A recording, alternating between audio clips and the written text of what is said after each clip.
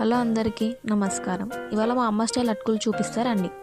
నమస్కారం అండి. నమస్కారం. అటుకులు పోపుకేస్తున్నా చూడండి. స్టవ్ ఆన్ చేసి గిన్నె పెట్టాలి. నూనె పోసి నూనె కొంచెం వేడైన తర్వాత ఆవాలు జీలకర్ర కొంచెం వేగాలి. పచ్చిమిర్చి వేయాలి.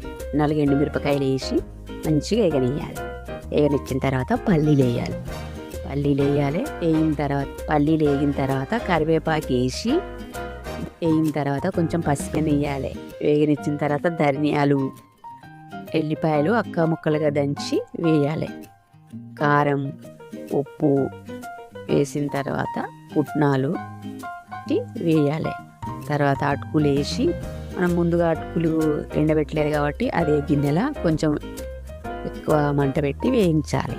తర్వాత వేయించుకుని కార్న్ఫ్లేక్స్ వేసి మంచిగా కలగలపాలి.